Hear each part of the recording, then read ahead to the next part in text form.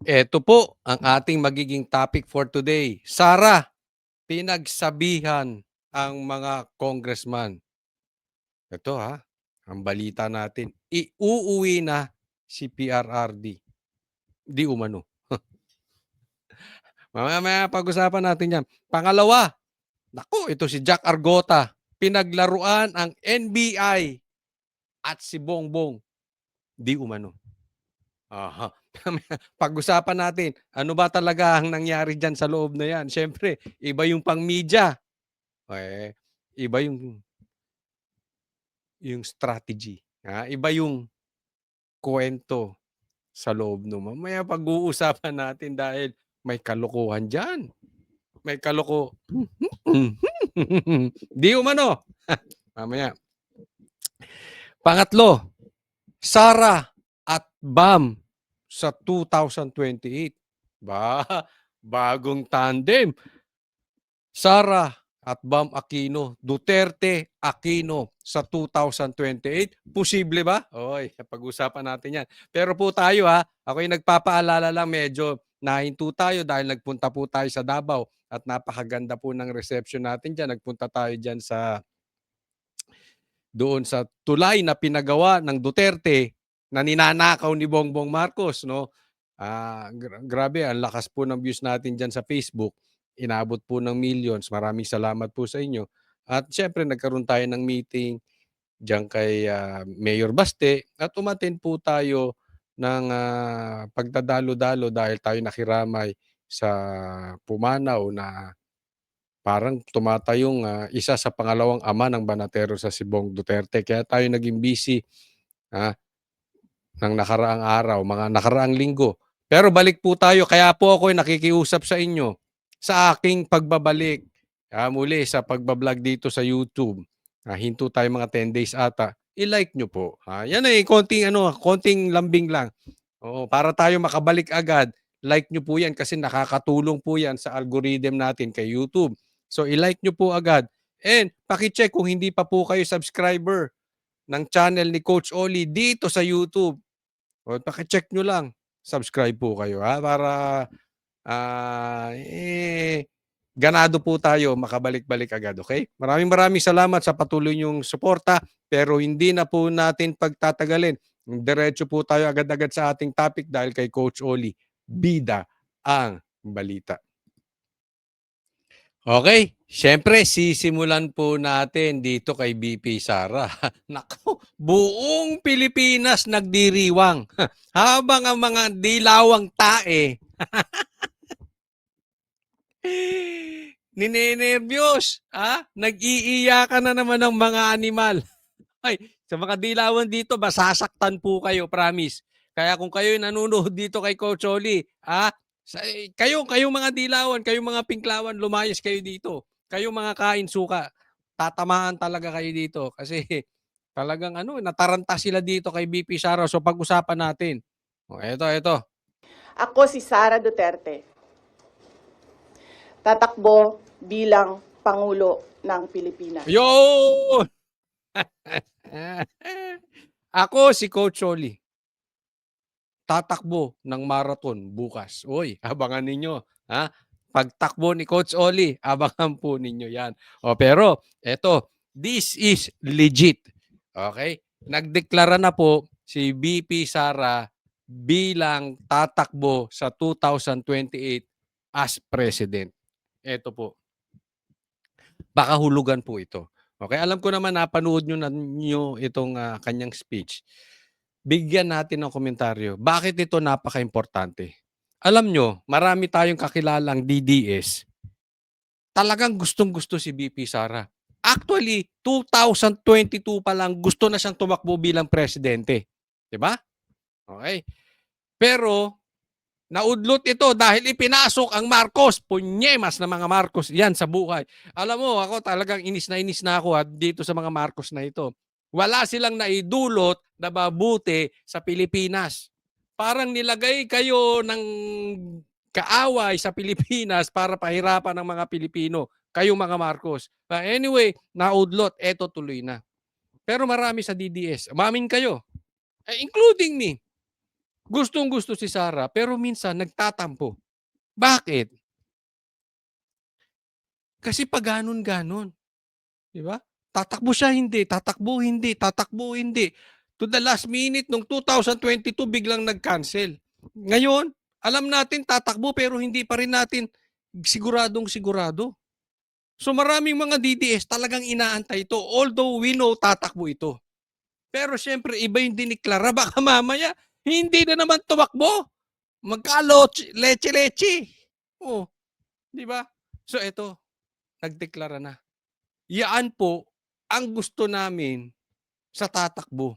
Alin? Decisive. Panalo tong ginawa ni VP Sara na ito. Nagdesisyon agad.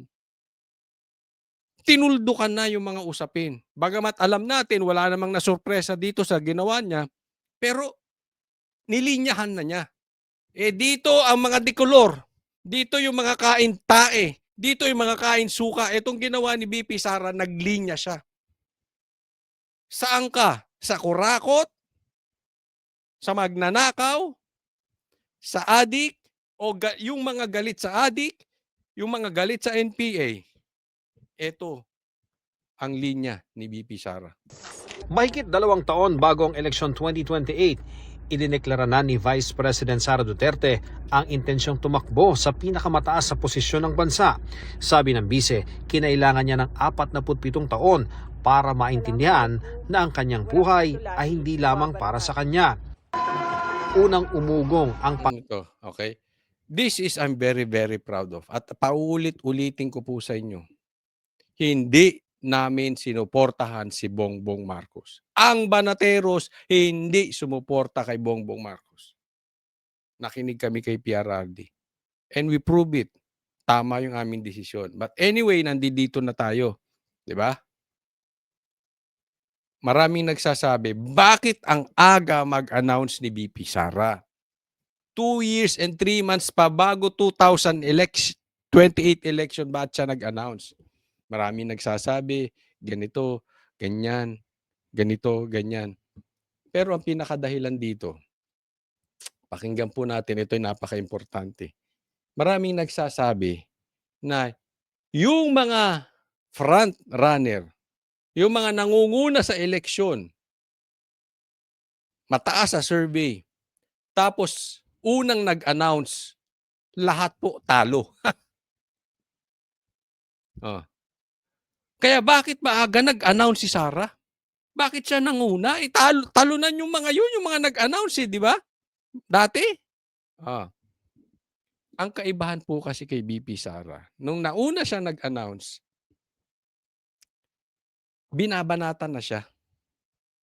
Kasi yung iba daw, pag nag-announce ka na, babanatan ka ng maaga. Bago pa mag-eleksyon, durog ka na.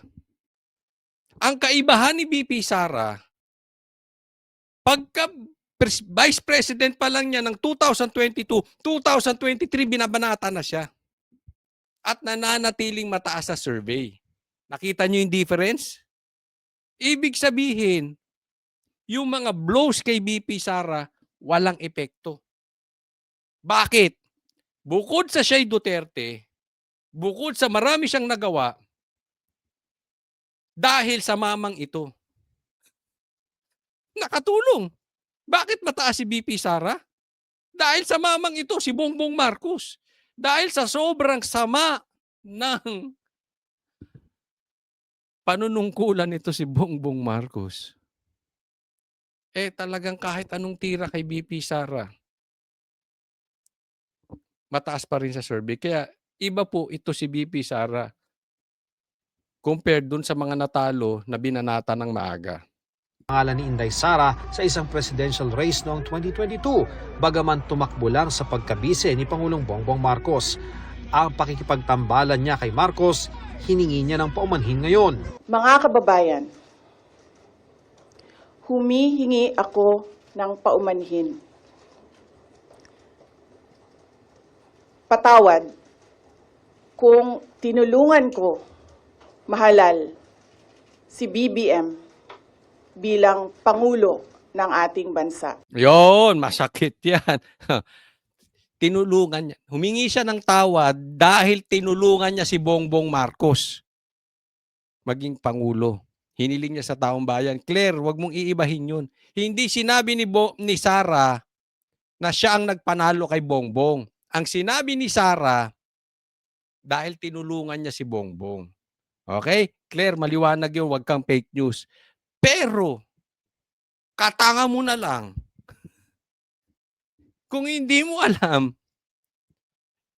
na ang talagang nagpanalo kay Bongbong si Sara. Hindi nga nanalo kay Lenny yan eh. Tandaan nyo ha, Vice President, hindi nanalo kay Lenny yan si Bongbong. Ayaw na ng tao sa Pilipino sa mga Marcos.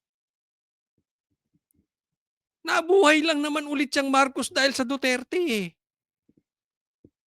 Kaya matibay itong pagsabi niya ng humihingi ako ng tawad sa inyo.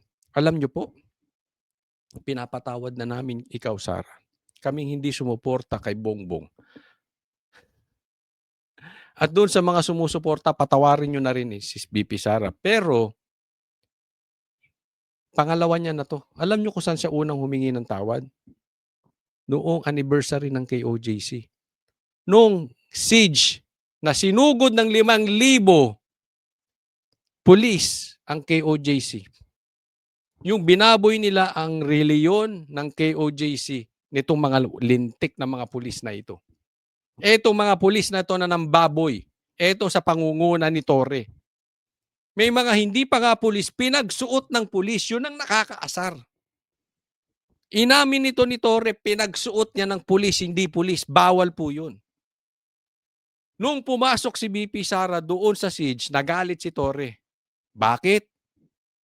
Humingi siya ng paumanhin sa KOJC at kay Pastor Kibuloy. Dahil hiningi niya na suportahan si Bongbong Marcos. Doon pa lang, na-realize niya na mali yung ginawa niya. Pero ngayon, inulit niya. Ipinaliwanag ng bise ang umano'y mitsa ng lamat sa pagitan niya at ng dating katandem sa unit team. Sa unang mga buwan ng aming mga termino, nakita ko na ang kawalan ng katapatan ni Bongbong Marcos Jr. sa mga pangakong binitawan noong kampanya. Hindi ka kasi nakinig sa Banateros. Si PRRD nakikinig sa Banateros. But seriously, nakita niya na ang pagka-fake news ni Bongbong. Doon siya nagka-problema. Diba? Pero kita na natin yun, matagal na. But anyway, hindi po ito para sisihin si Sara. Ito po ay para linawin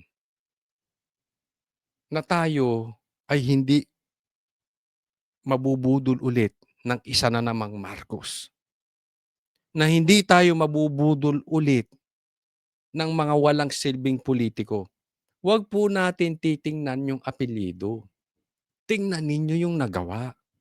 Ano ba ang nagawa ni Bongbong Marcos? Wala!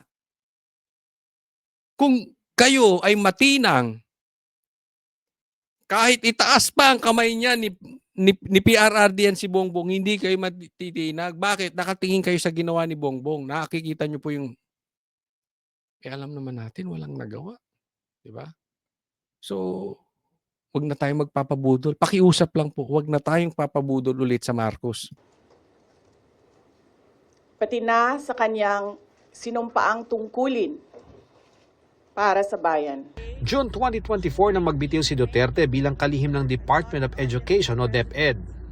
Dahil hindi ko kinaya na maging bahagi ng 2025 national budget na tadtad ng katiwalian. Yan, teka muna. Putulin natin dyan.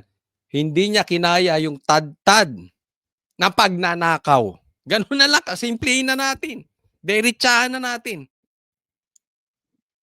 Yung katarantaduhan dyan sa 2025 budget, hindi niya kinaya. Panawagan natin, kayong nakinabang dyan sa 2025 budget, Kayo mga pumirma, kayong mga animal kayo. Kayo mga magnanakaw dyan sa 2025 budget. Kayo, na kinonsinti nyo yan, lintik na 2025 budget na yan, kilabutan kayo. Magsalita na kayong isa-isa. Hindi po pwedeng tahimik ka ngayon. Tanga ka ba? Pasensya na, galit ako ngayon eh. Kaya nga gustong-gusto ko itong nagdeklara na si BP Sara. Hindi ka pwedeng tahimik ngayon. Sa panahon ngayon, it's either you are pro-addict or you're anti-addict. Pag nanahimik ka, you are pro-addict. Ganyan kasimple yun. Pinili kong umalis sa kabinete. Kahit alam ko na mula pa noong 2023 na ang magiging kapalit ay ang aking impeachment. At dahil sa ambag umano sa panalo ng Pangulo, Nangangayayat ka, nakadayet ka ba? inihingi rin ng tawad ng Vice Presidente ang mahal na bilihin, kawalan umano ng Alam nyo kung bakit tumataas ang bilihin? Di ba? Bakit? Sa mga smuggled, animal kayo. Pati bigas smuggled. O, di ba sinabi ni Saldi ko yan? Yung pamilya nito mga Marcos. Kasabwat sa smuggling. Saan ka nakakita? Asukal. Tumaas ang presyo. Di ba? Asukal, sibuyas, bigas at the get-go kasi simula pa lang ng administrasyon ni Bongbong Marcos. Bira. Pati sibuyas tumaas, anak ng teteng. seguridad sa pagkain, kapos nakita, hindi umano epektibong healthcare, kawalan umano ng independent foreign policy at korupsyon. Patawad. Kung hanggang ngayon ay marami pa ring Pilipino ang nalulunod sa baha ng dahil sa malawakang korupsyon. Claire, maraming nalulunod dahil sa magnanakaw. Claire, madaming nalulunod dahil sa magnanakaw. Idinidiin lang natin yan. Hindi lang si Claire. Tito Soto. Pinky Lacson.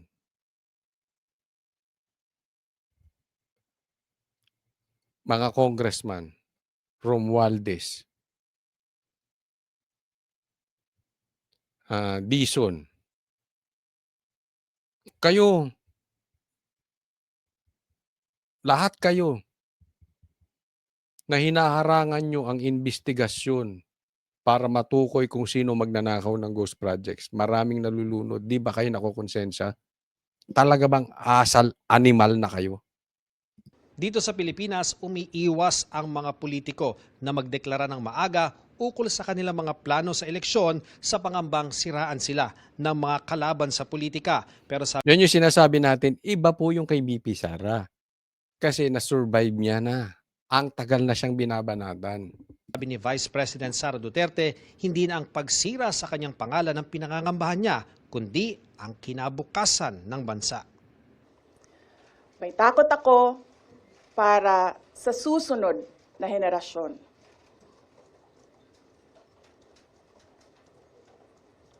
May takot ako para sa mga kababayan nating walang bahay sa ibang bansa. Walang pangalawang pasaporte. Ayan, teka muna. Kayo mga matatapang na gusto makipaggera sa makipaggera sa China. Saka kayo magtapang-tapangan kung hindi dalawa passport nyo. Saka kayo magtapang-tapangan na lumaban sa gera sa China kung kayo ang makikipaglaban. Ang problema sa karamihan sa inyo, mga keyboard warriors, mga animal. Sabi nga ni Robin, wala kayong mga tira. Bakit? Dalawa passport nyo. May bahay kayo sa ibang bansa. Yung mga anak ninyo, pamilya nyo nasa ibang bansa. Katulad yung mga duwag. Hindi ko sinasabi yung mga OFW yung duwag ha. Etong mga opisyal natin na hamon ng gera sa China dahil yung pamilya nila nasa ibang bansa. Dahil dalawa ang passport. Dahil hindi naman makikipaglaban. Bakit? Pag nagkagera, lipad lang sila. Sinong kawawa? Tayo. Na walang bahay sa ibang bansa. Kaya mga bakla yang mga animal na yan. Bakla kayo. Sinasabi ko na sa inyo, kayo mga, ang tatapang nyo sa China. 2 naman passport mo.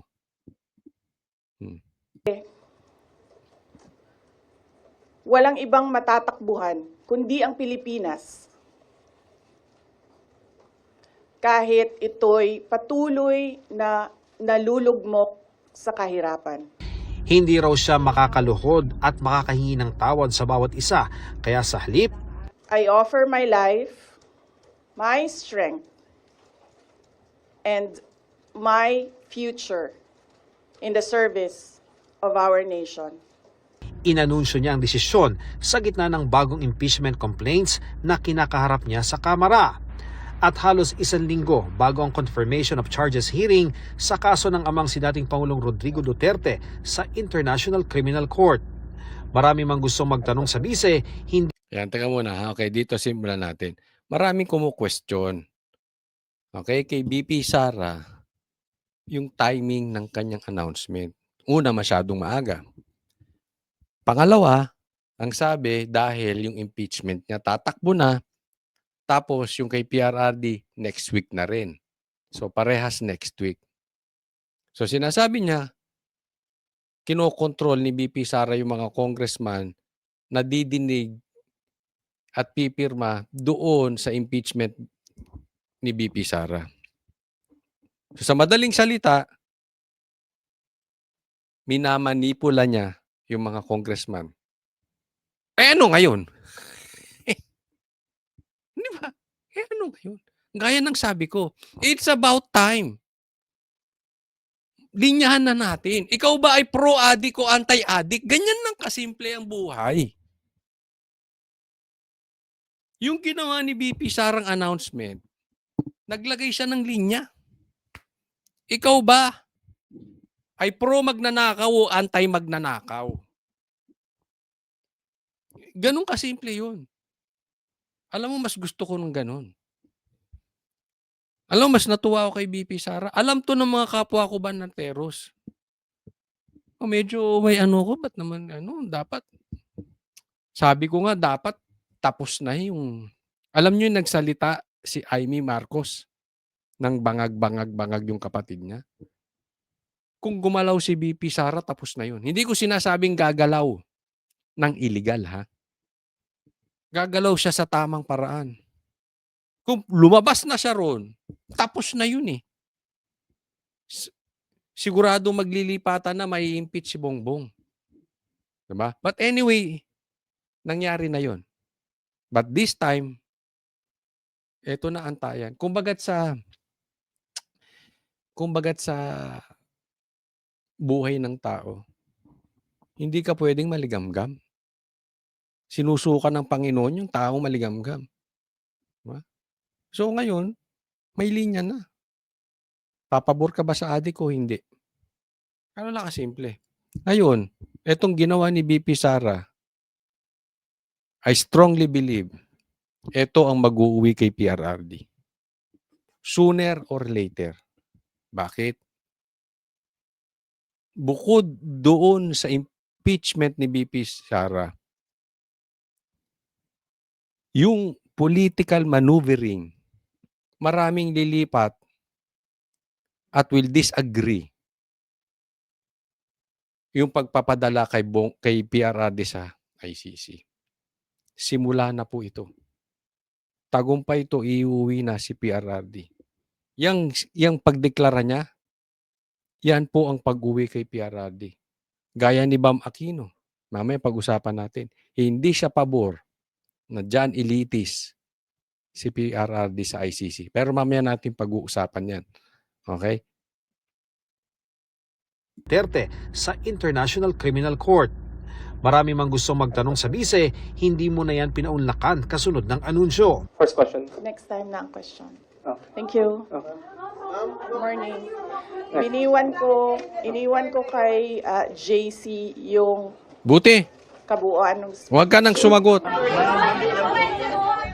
Para sa GMA Integrated News, Ian Cruz nakatutok, 24 oras. Pero Tugon ito, naman ng Malacanang. Mas maraming isyung dapat ihingi ng tawad si pakinggan Vice nito. President Sara Duterte. Pinayuhan din ito ang publiko na suriin kung ang iboboto sa 2028 ay Manchurian candidate o puppet ng dayuhan. Maikli naman ang mismong reaksyon ng Pangulo. Nakatutok si Ivan Mayrina. Good luck. Ito ang maiksing sagot na Malacanang nang hinga ng reaksyon sa pagdeklara ni Vice President Sara Duterte. Natatakbo siya sa pagkapangulo sa 2028. Yan din daw mismo ang sabi ng Pangulo nang marinig ang plano ng bise. Can you describe to us how he said that? Ito po ba ay may good luck po kasi na sincere, may good luck na sarcastic? Kapag po kasi nagsasabi si Pangulo ng good luck, nakangiti naman siya eh. good luck. So, kung sarcastic to o hindi ko masasabi. Kung anong Ano dito, nabalik natin dito. Good luck sa pagdeklara ni VP Sara na tatakbong 2028 as president. Yun lang ang nasabi ni Bongbong Marcos. Good luck. Alam nyo ibig sabihin nun? Duwag si Bongbong Marcos. Duwag. Talagang takbuhin talaga si Bongbong Marcos. Takbuhin. Parang sinabi niya, sige, ang sabihin mo lang doon sa sinabi ni BP Sara na sabi ko, good luck. Tapos ikaw nang bahala, Claire. Animal, tumago na naman sa palda ni itong si Bongbong, tumago na naman sa palda ni Claire.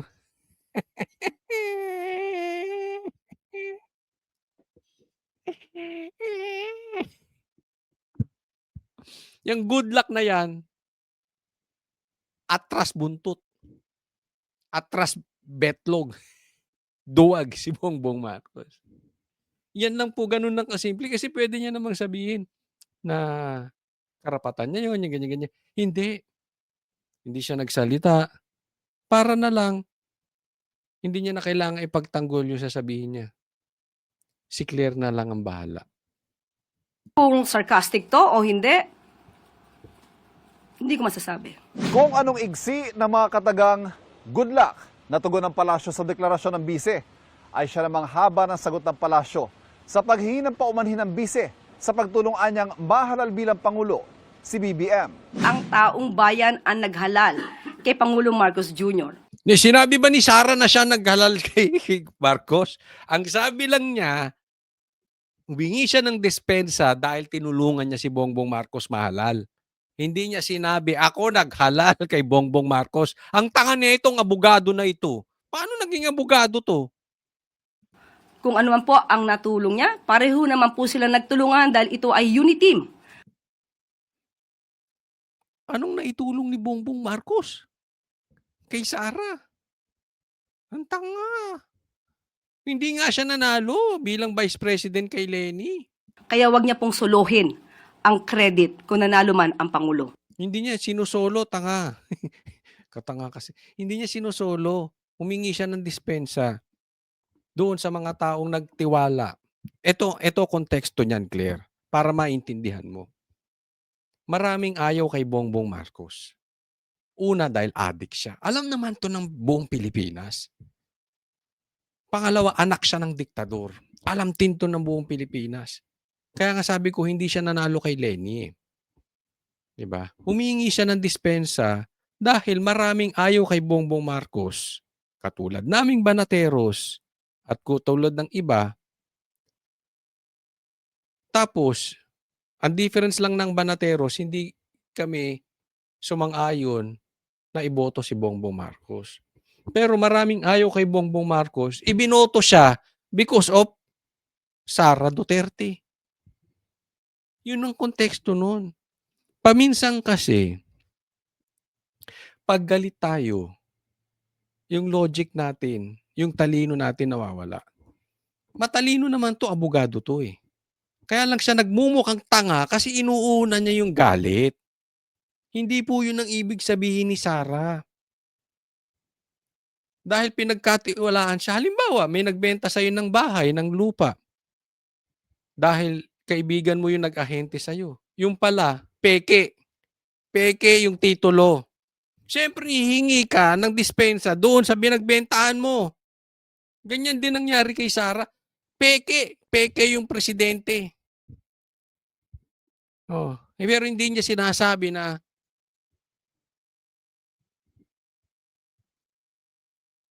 siya ang nagluklok kay Bongbong Marcos as president. Tanga. Sila nagtulungan dahil ito ay unity team. Kaya wag niya pong solohin ang credit kung nanalo man ang Pangulo. Kasunod nito ang mahabang listahan ng mga mas dapat daw hihingi ng tawad ng Vice Presidente. Una na riyan, ang katiwalian ay binabato niya sa administrasyon. Pinag-uusapan po ba ang korupsyon, ang katiwalian?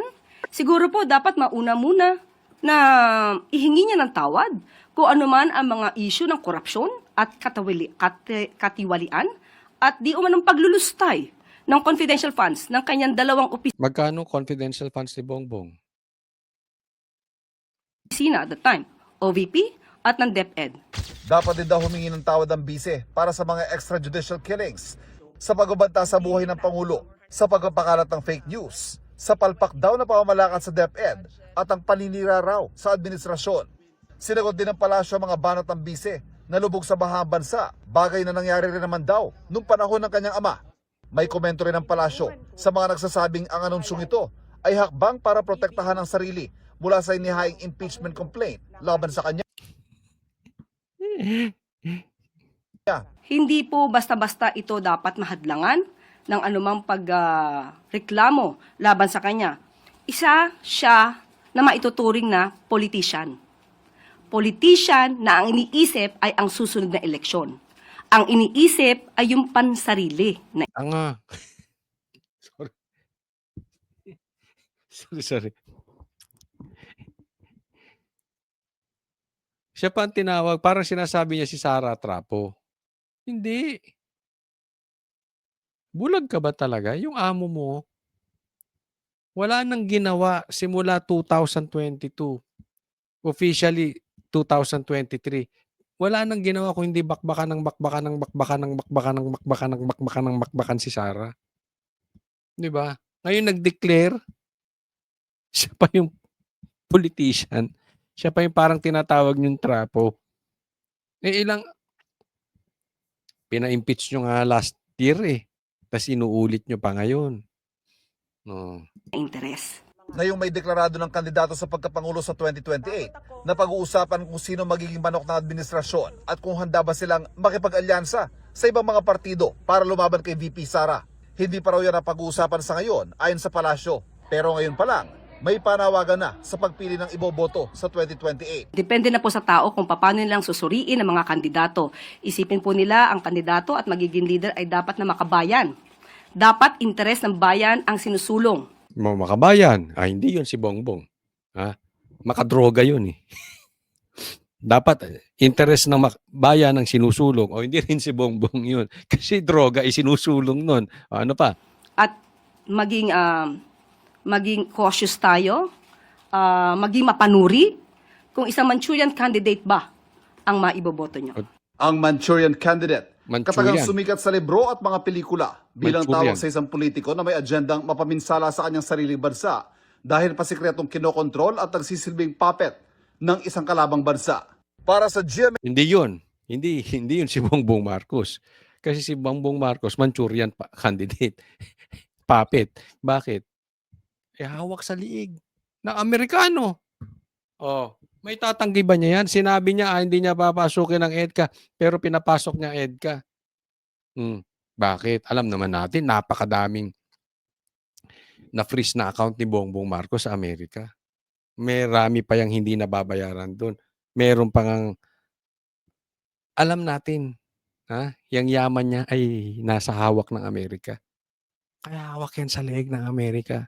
Duterte ba hawak ng Amerika sa leeg? Hindi. Doon tayo sa realistic, Claire. Tingnan ninyo yung amo ninyo. Yung amo mo, tuta ng Amerika. Integrated News, Ivan Mayrina nakatutok, 24 oras. Tingin naman ng ilang mga mambabatas, kalkulado ang timing ng anunsyo ng bise para mapigilan ang pag-usad ng kinakaharap niyang mga impeachment Ay, complaint. ano ngayon? Nakatutok si Mariz Umali. Para sa Makabayan Block, ang anunsyo ng pagtakbo sa pagkapangulo ni Ang daming mga NPA kinabahan bigla. Hindi siya. Baka sabihin niyo siya yung sinatukoyan ko. Hindi siya. Yung mga pabor sa mga namumundok, yung mga pabor sa NPA, yung mga pabor sa komunista, ninervyos ang mga animal. Hindi siya. Yung mga dilawan, nakaw. Ano na, nag-meeting na yan. Siguro, ay, ano na nangyari? Ano na gagawin natin? Pambira. Ito na, nagdeklara na. Lalong tataas pa. Aasahan ninyo. Mataas na ang trust rating kay Sara. Mataas na sa survey. Lalo pang tataas yan. May problema sila ngayon. Bakit? Hindi na nila maawakan sa leeg yung mga congressman. Natatakbo sa 2028. Lalo na yung gusto sa national position. Di ba? Kasi kita nila tumaas na si Sara sa survey eh. Malilintikan sila pag dumikit sila. Bakit kanyo? Yung ginawa ni Sara will intact more. Yung dati ng malakas na DDS. Yung dating madami ng DDS, dadami pa. So kaya nga ang usapin ngayon, pro-addict ka ba o anti-addict ka lang? Pag nag-pro-addict itong mga congressman, lagot sila sa 2028. Dahil sigurado namang, kung hindi nila mapapatay si Sara, sigurado magiging presidente si Sara. Ano ngayon sila? Nga. Patay. Yung mga NPA, kinabahan ngayon. Yung mga dilawang tayo, kinabahan na. Vice President Sara Duterte sa eleksyon 2028. Taktika raw para mapigilan ang pag-usad na impeachment case laban sa kanya. Malinaw na kalkulado yung timing ng announcement bago isa lang at lumarga yung impeachment Totoo man o hindi, wala ka na doon.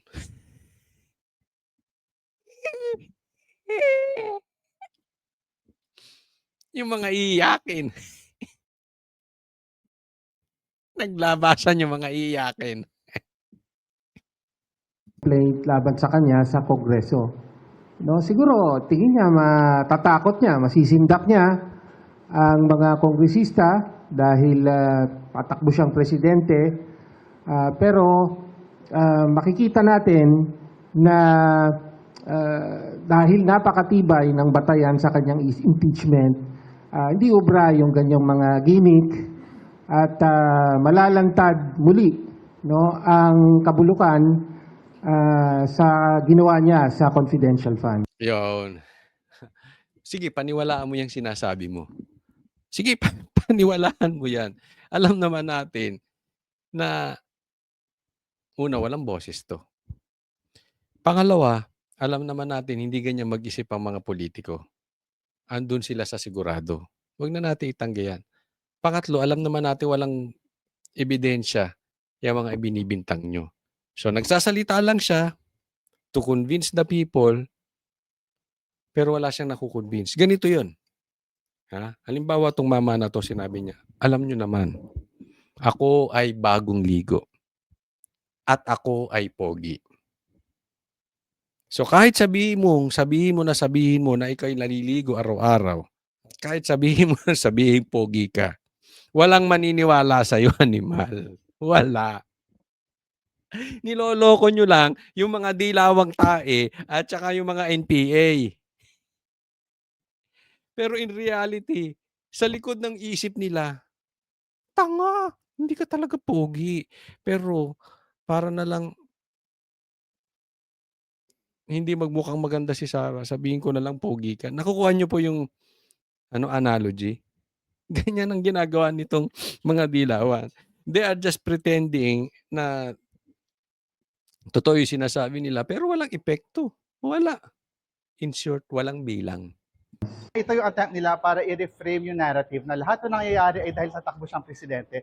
May 3 impeachment complaint na hawak na ngayon. Ang tanggapan ni Yari yung mga child abuser.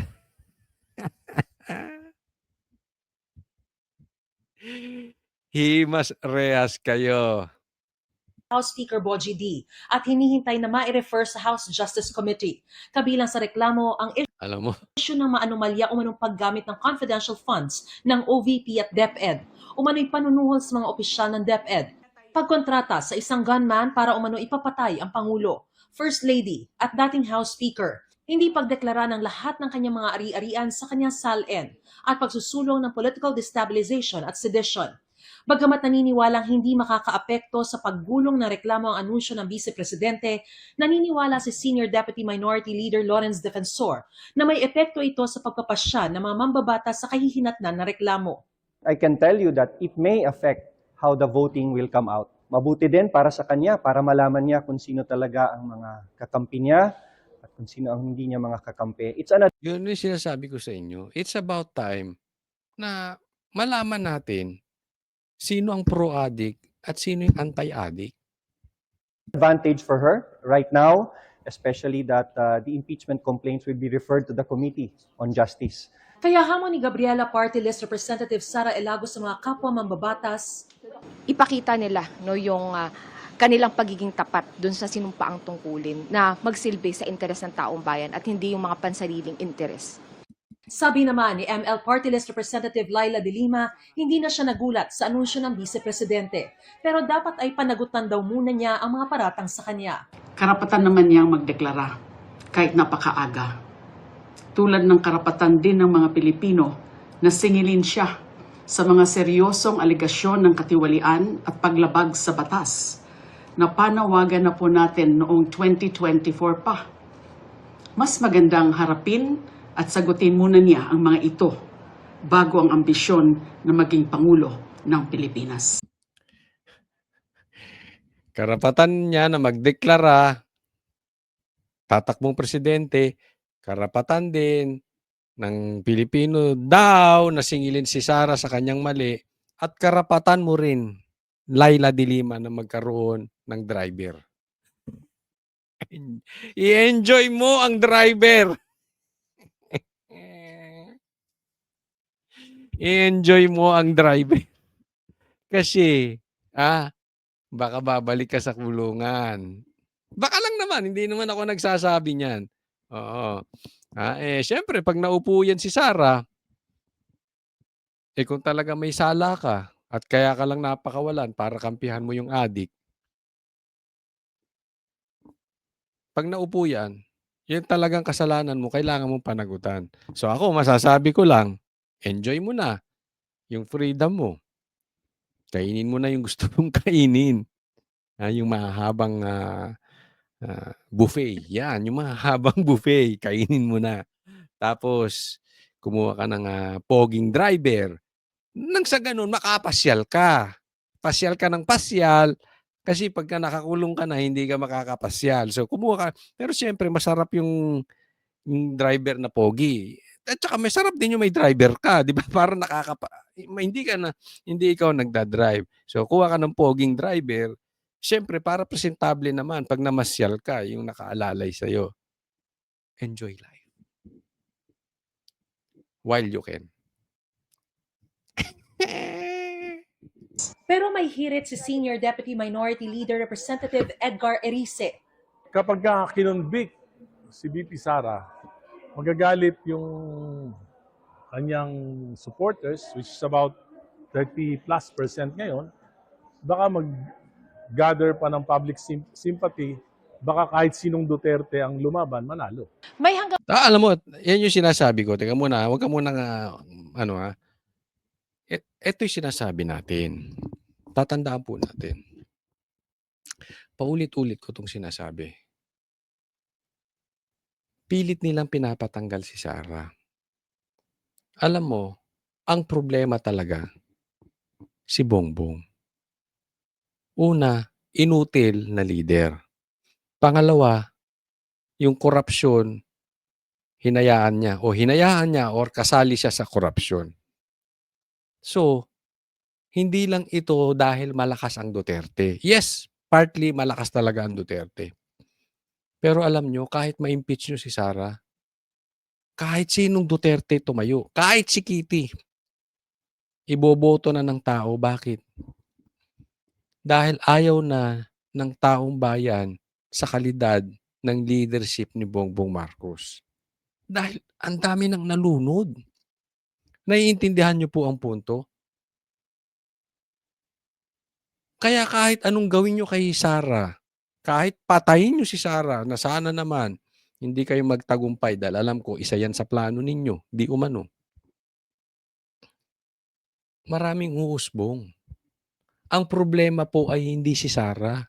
Ang problema po si Bongbong Marcos. Inutil yung leader nyo. Baka kahit sinong Duterte ang lumaban, manalo. May hanggang March 2 si House Speaker Bogie D para maisama sa order of business ng House Plenary ang mga impeachment complaints laban kay Vice President Sara Duterte.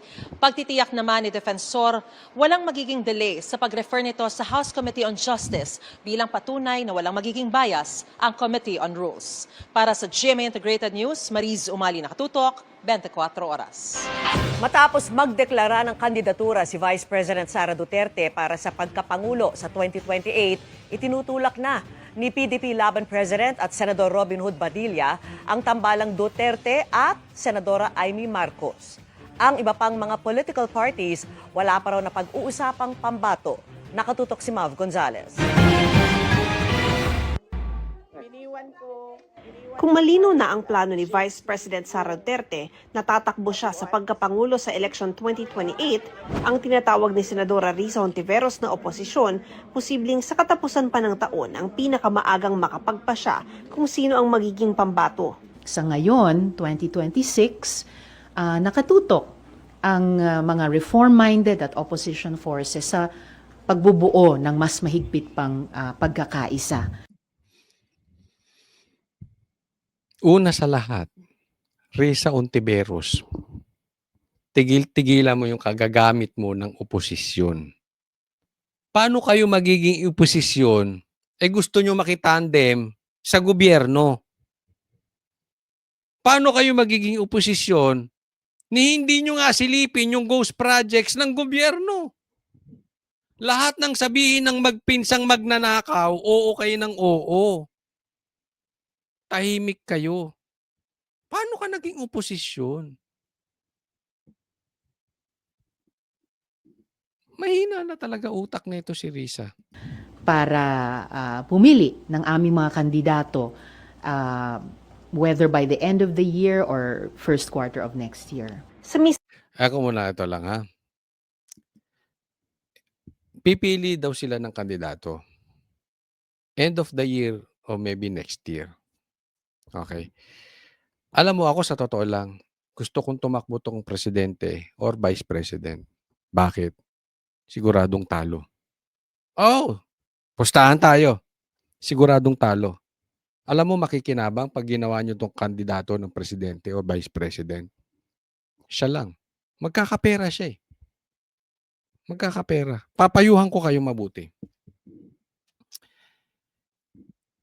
Bagamat gusto ko siyang tumakbo para sure win na si Sara, pero kahit naman sino na ang tumakbo, sure win eh. Kukuha kayo ng lalaban kay Sara at gagawa kayo ng tandem ng presidente, vice president na lalaban kay VP Sara. Kumuha na kayo, eto pakinggan yung mabuti. Kumuha kayo ng may ambag. Yung makakatulong sa inyo. Mga brad, walang ambag to si Risa. Makinig kayo, dilawan. Walang maiaambag sa inyo si Risa. Walang boto na maitutulak si Risa sa inyo. Walang boses, walang influence, walang karisma, may bagahing PhilHealth, may bagahing tanim witness, di umano. In short, liability to si Risa. Kung bubuo kayo ng tandem galing sa gobyerno at saka galing sa dilawang tae, kumuha kayo nung may ambag. Yung makakatulong. Hindi liability. Liability to si Risa. next year. Sa mismong pag-uusap pa lang sa kanilang hanay, wala pa anong mga pangalang lumulutang, pero katangian pa lang na hinahanap sa pambato. Common values na nahanap namin sa aming hanay. Pabalyos-balyos pa ang animal. No? Yung pagnanais para sa anti-corruption and good governance. Alam mo, nagdeklara si Sara, no? Tapos nakaitim siya. Nagsasalita siya, nakaitim din siya. Grabe mag-apply to na maging standard bearer ng dilawang tae. Di ba? Pumupustura na si Risa. Pagkakakitaan lang kayo niyan. Yung pag-grow at pag-share ng bunga ng ating mas malakas na ekonomiya, isang tunay na pagkakaisa. Ang magiging manok naman ng administrasyon at posibleng alyansa sa ibang mga partido para lumaban kay VP Sara, hindi pa rin napag-uusapan ngayon sa palasyo. Wala pa rin paghahanda para sa 2028 elections ang national. Dito, mayaman ka na. Sandal ka sa maleta. Si Itbulaga, sandal sa maleta. Hindi kaya nakukonsumisyon na yung asawa mo sa'yo. Nationalist People's Coalition o NPC. Ayon sa chairman itong si Senate President Tito Soto, maaga pa rin aniya ayon sa Partido Federal ng Pilipinas na partido ni Pangulong Bongbong Marcos. Pero tiniyak niya magpapatakbo pa rin sila ng kandidato sa pagkapangulo sa 2028. Ang kilalang kaibigan naman ni Vice President Duterte na si Senador Amy Marcos, tinanong din ng media kung ano ang plano kasunod ng anunsyo ng bise. Talaga naman forever running mate ko naman talaga yan. Takbo, gapang, luhod, patayo, paupo. Hindi ko naman siya malarman iniwanan. So open, ma'am? Ha? Open to Hindi siya nag-announce, kaya muna siya. Kayo talaga. Ang presidente ng PDP laban na si Senador Robin Padilla itinutulak ang tambalang Sara Amy sa 2028. Panahon na para maramdaman ng mga Pinoy ang girl power. Alam mo, eto sa akin ito si Robin ito yung kaibigan. Kakampi natin. Pero maling-mali si Robin dito. Alam mo, Banateros, pag tama-tama, pag mali-mali. Ganun lang kasimple yun. Di ba dati binabanatan natin si Amy? Pero nung may maganda siyang ginagawa, pinupuri din natin yung tama niyang ginagawa. Ito si Robin, kahit kakampi natin, ibabanatan din natin. Mali itong ginasabi mo. Robin, maawa ka sa Pilipinas. Yung ipinaglalaban mong girl power. Tapos ang kapalit, Marcos. Nagkaloko-loko na tayo. I mean, humingi na ng dispensa si Sara dahil pinagkatiwalaan niya ang Marcos. And here you are suggesting na maging kapartner niya another Marcos. Hindi na ba kayo magsasawa sa panloloko sa Pilipino? Hindi na ba kayo magsasawa na naliligaw nyo ang Pilipino? Kung hindi nyo man niloloko, naliligaw dahil sa inyo. Sir Robin naman, tigilan nyo na yung mga ganyan. Diba? Ako po'y believe sa inyo tayo kay kakampi, tayo Duterte. Pero wag naman Marcos na. 6 na taon na masasayang natin dahil sa Marcos. Dahil sa pag-girl power, bakit kailangan natin ng girl power? Hindi ko po sinasabing masama ang girl power. Ang punto natin dito, it's not about the girl power, man power, boy power. Hindi yung power. Ang importante dito, may power. Ay, puro tayo power. Importante rito. Makaahon tayo.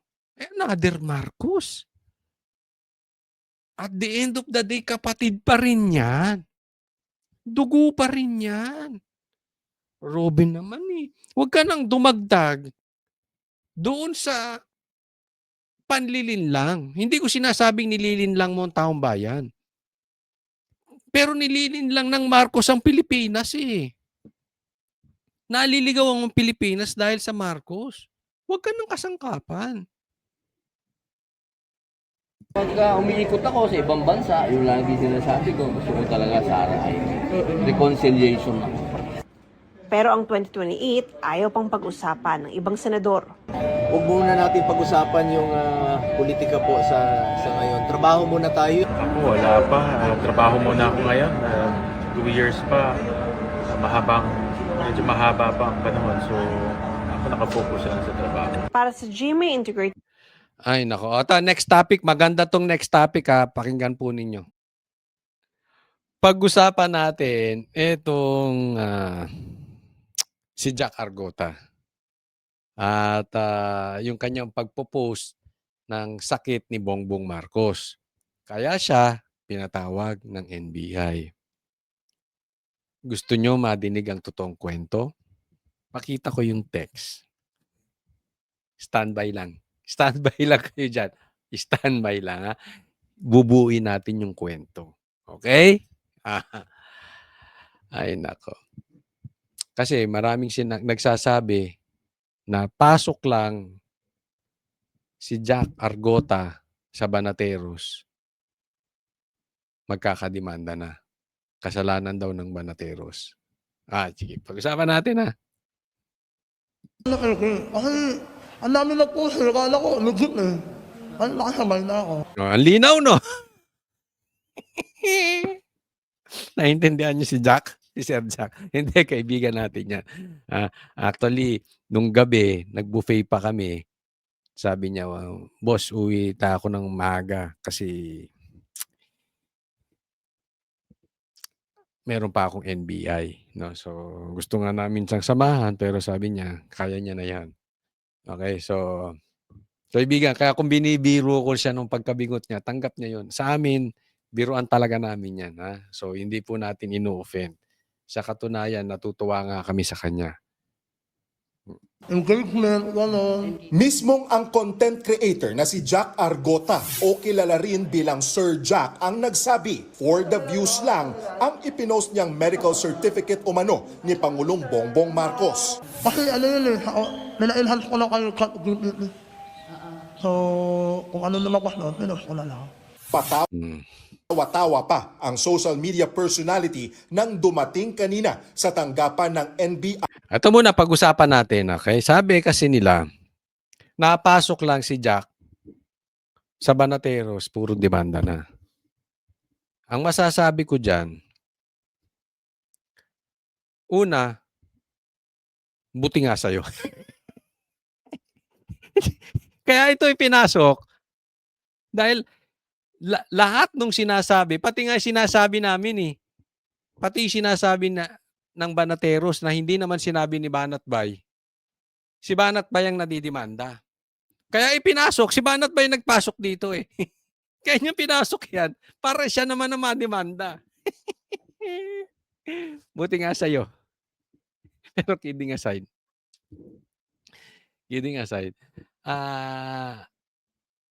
alam nyo, iba po yung kwento sa media, iba yung katotohanan. Cybercrime Division. Ano lang?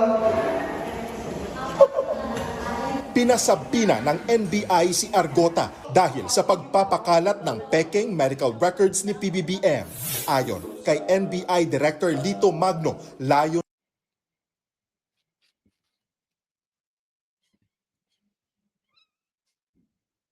Ba't ganyan ang ngiti mo? Wala lang. Kasi alam nyo po, basta, hindi ko sasabihin yung alam ko. nito na mabigyan ng pagkakataon na magpaliwanag ang content creator. Ang awa naman ng Diyos, naunawaan ako. Paano ka maunawaan? Kami nga hindi ka namin maunawaan. Pambihira. Kailangan, muna, 100% sigurado ka. Kailangan, gamit na muna ng utak. Yun, eksakto. Ito, joke, kaibigan na talaga natin yan. Matalik to si ano. Alam nyo yung marami nagsasabi, buti nga sa'yo, Jack. Pinatawag ka kasi mayabang ka. Ewan ko sa iksing panahon na nakilala ko, isa si Jack doon sa naging kagrupo ko Marami na rin naman akong grupo dati pa eh, hindi lang banateros. Na sikat, pero hindi mayabang. Hindi po mayabang tumama na 'to. Kung makakasama niyo sa personal, hindi po mayabang. Mas marami pa ngang hindi sikat, wala namang binatbat, sobrang yabang. Oh, hindi ko napapangalanan. Hindi lang 'to banateros, marami akong dating kaibigan. Eto hindi mayabang, 'no. Pero eksakto 'tong sinabi niya, tatandaan niyo 'tong statement na 'to. Kailangan gamitan mo rin ng utak. Kailangan mong gamitan ng utak. Kaya binabanatan 'to ngayon ng mga kalaban kasi sabi niya, "Kita mo fake news ka, ganyan." Alam niyo, eto normal 'yan. Pinaglalaruan nito si Bongbong. Oh, hindi niya sinabi. O kung sinabi man niya, hindi ko aaminin. Basta ang nagsasabi niyan ako. Opinyon ko. Pinaglalaruan nito si Bongbong at possibly ang NBI. Bakit? Posible ang NBI at siya may usapan na. Ano lang 'to, standard operating procedure, SOP lang 'to, ginagawa lang namin ang trabaho. Wag ka ng pumalag kasi tutuluyan ka namin. Posibleng nagipit din siya, eh. Anyway, aminin mo na sa media, kunwari fake news kasi yan lang naman ang gustong palabasin ng gobyerno, eh. Na walang sakit si Bongbong. 'Di ba? Kasi yung nilabas nilang medical report, peke daw. Ang tanong, 'di ba? Eto tanong. Bakit hindi sila maglabas ng medical bulletin? Yung totoo. Nage-gets nyo? So, kunwari, pinahabol lang sa NBI to si Jack. Tapos, sige na, aminin mo na lang na fake. Nakaligtas na sila Bongbong Marcos doon sa totoong sakit. Sa madaling salita, hindi naman sila naglabas ng totoong medical bulletin, eh. 'Di ba? Bakit hindi sila makalabas ng totoong medical bulletin? Dahil may sakit si Bongbong na malubha. Kasi kung hindi malubha ang sakit ni Bongbong, naglabas ng official record ang St. Luke's. Nagigets nyo? Ba't hindi nila kayang maglabas? Ang strategy nila, palabasin lang fake news. Pero ayaw nila maglabas ng katotohanan. So, possibly nagkaroon ng agreement sa NBI. Hindi ka naming tingnan nyo. Pustahan tayo, hindi magkakakaso si Jack. Pustahan? Banateros ini. Unless, bakbakan niya si Bongbong Marcos ng, hindi fake news yung lumabas. So, ano ginawa ni Jack? Ginamitan niya rin ng utak. Yan yung sinasabi niya. Magigets nyo? Pero ang itatanong nyo, asan yung totoong medical report? Bakit takot kayong maglabas? So, hindi fake news ang banateros. Hindi fake news si Sir Jack. In my opinion, ginamit lang niya utak niya. Gigipitin siya, di ba? But it's out on the open. At andito kami para magsalita on his behalf. Pero opinyon ko sinasabi ko, opinyon ko. Hindi sa kanya.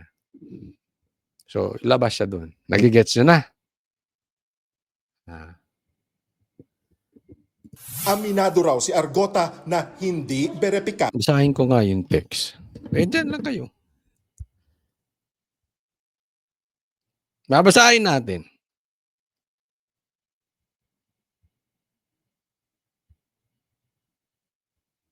Diyan lang, huwag kayong aalis. Babasahin natin.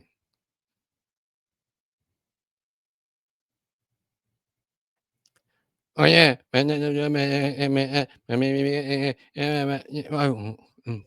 Pati yung text niya mo medyo nga dami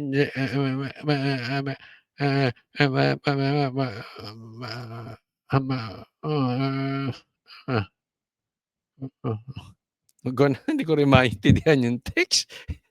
May uh, basta ito opinion ko. Read between the lines.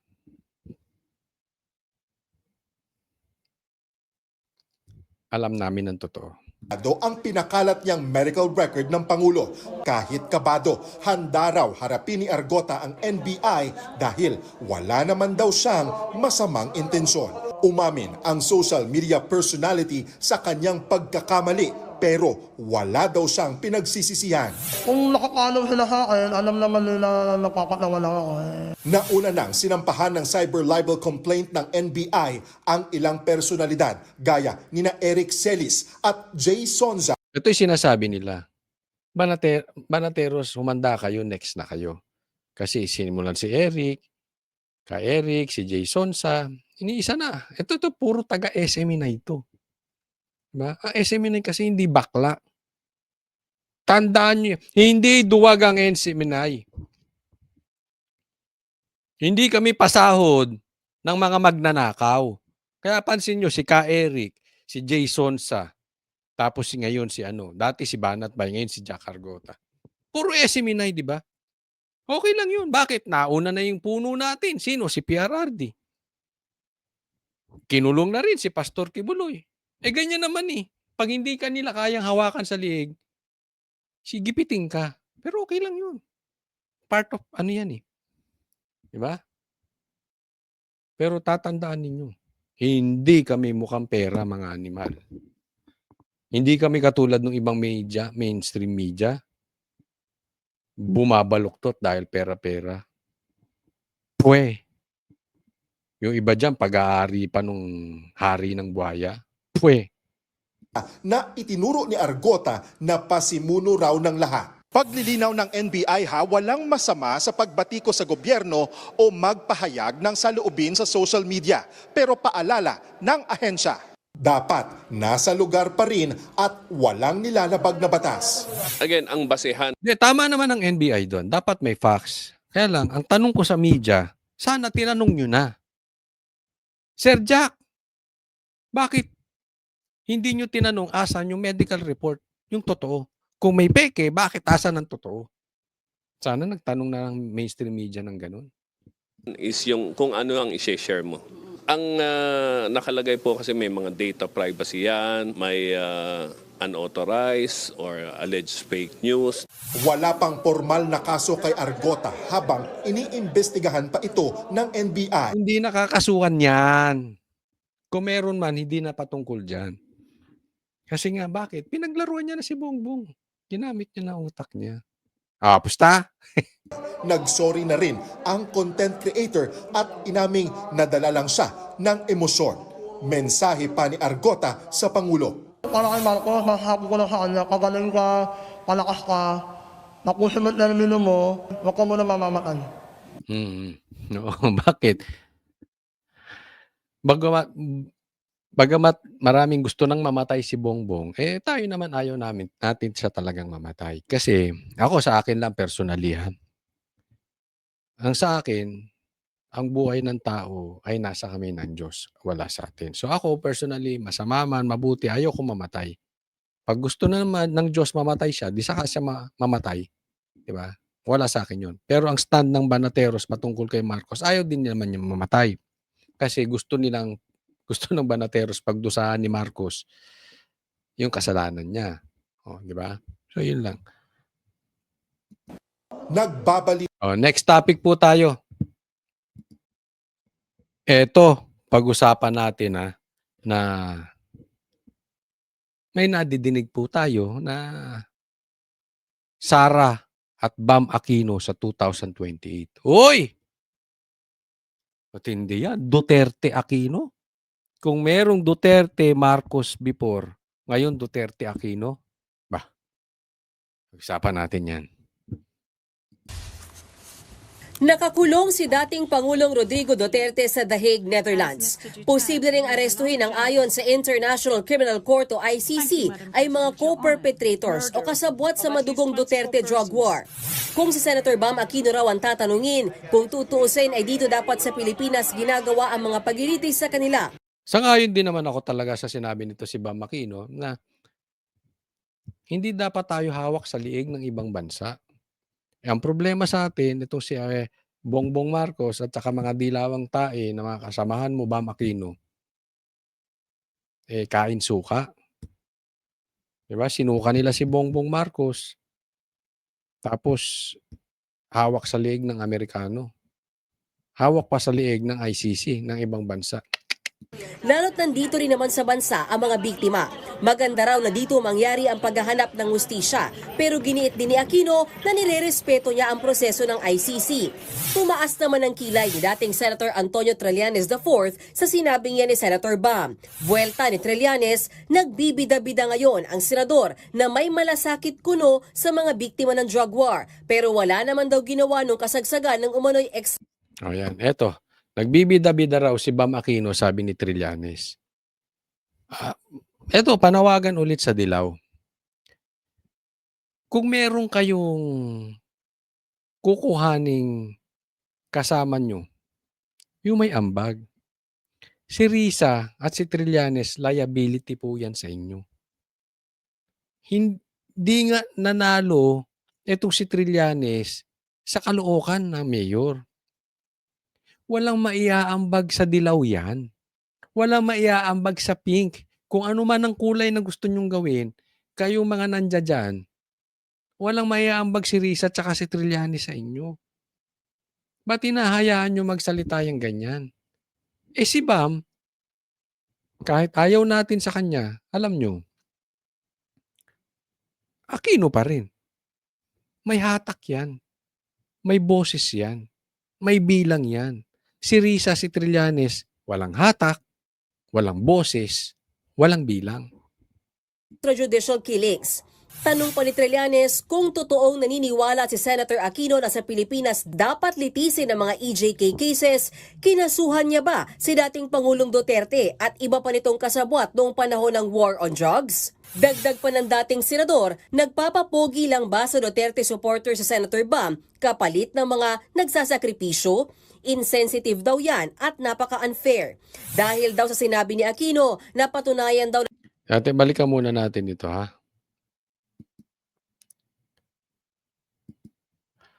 Nagpapapogi daw, hindi kinumpleto nung News 5 eh. Nagpapapogi lang sa mga DDS yan. Hindi nyo ba naisip? Pwede rin Duterte, Bam Aquino, di ba? Malakas yan. For sure. Pag nagkaroon ng Duterte, Aquino, may problema ang Marcos. Hindi ko sinasabing sang-ayon ako. Pero ang sinasabi ko lang dito, posible. Diba? Sa katunayan, ayoko ng Duterte Aquino.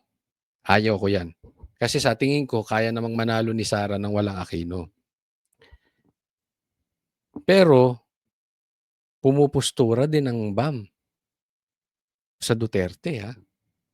Tatandaan natin, isa sa malaking problema natin, Marcos, para tuluyan na matigbak yan. Pero ako, ibang gusto kong katandem ni VP Sara. Hindi si Robin, hindi si Amy. Saka ko na ilalabas sa tamang panahon.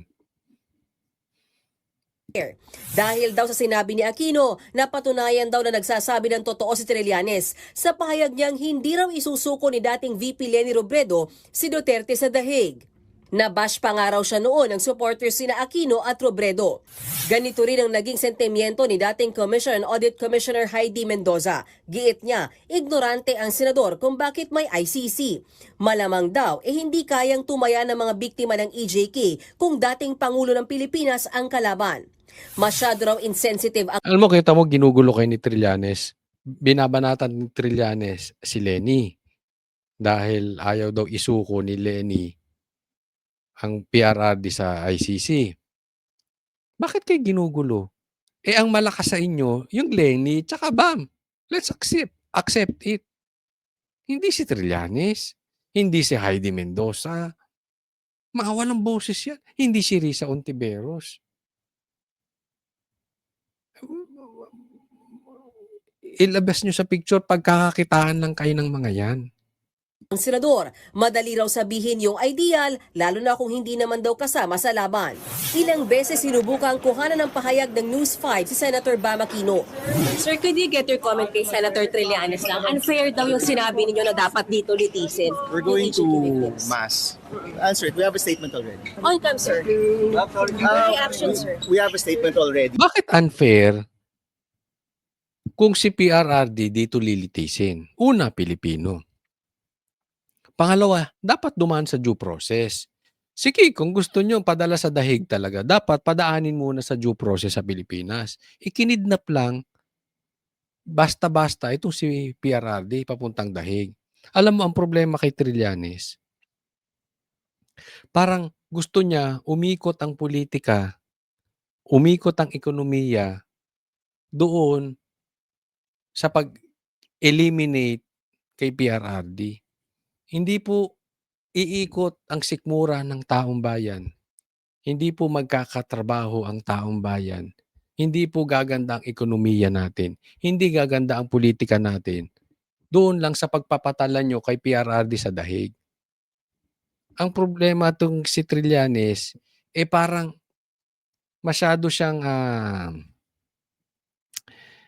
kinain nitong kanyang pagpupursu na ipadala si PRRD dyan. Parang wala na siyang buhay. Get a life, Trillanes. Eto, tapating kita, Trillanes. Irrelevant ka na kasi. Kaya mo lang ginagawa to para may silbi ka. Para kampihan ka ng dilaw. Wala ka ng boses. Wala ka ng bilang, Trillanes. Diba?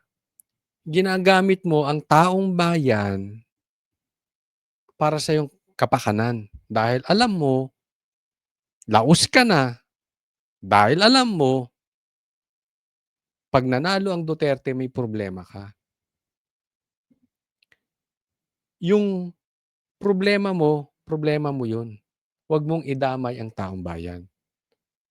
Huwag kang iyakin. Ha? Yung iyak mo yun. Walang kinalaman sa sikmura ng taong bayan. So, iiyak mo lang yan. Huwag mo na kaming idamay, mga Pilipino. Pakibasa na lang yung statement natin. Pero sa mga oras na ito, wala pang natatanggap na statement mula sa kanyang opisina ang Senate reporters.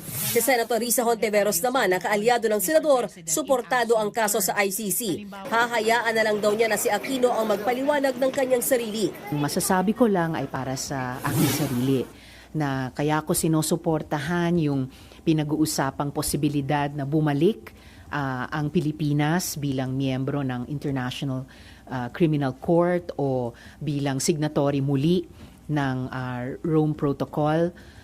Kaya ko mula sa panahon ni na Kian de los Santos, si Kulot, si Carl at iba pang mga EJK victims, sinusuportahan yung panawagan ng kanilang mga naulilang pamilya. Isipin mo yan, no? Si Trillanes, para maging relevant, si PRRD pinag-iinitan. Ito naman, parang ang ginagahasa niya si Kian de los Santos. Ginawa niya ng palabigasan yun para siya maging relevant. Ang lupit ng konsensya ng ali na to, no? Ayaw niyang patahimikin yung patay. Kunwari, pinaglalaban niya. Grabe konsensya. Mga naulilang pamilya. Bagamat hindi pa raw niya nababasa ang post si Trillanes laban kay Senator Bam, itinuturing daw ni Hontiveros na kaalyado ng oposisyon ang dating senador.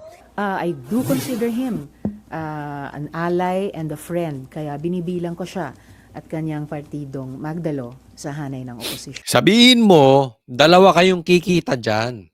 Kasi dalawa kayong walang boses, dalawa kayong walang impluwensya, dalawa kayong walang maiaambag sa dilaw, pero pag nakapasok ka at pinasok ka niya, parehas kayong kikita. Siyempre, bawat eleksyon may kita yan. Huwag nga tayong maglokohan. Anong ambag nyo sa dilaw? Wala. Wala kayong followers. Hello. Babanatan nyo pa sila, Bam.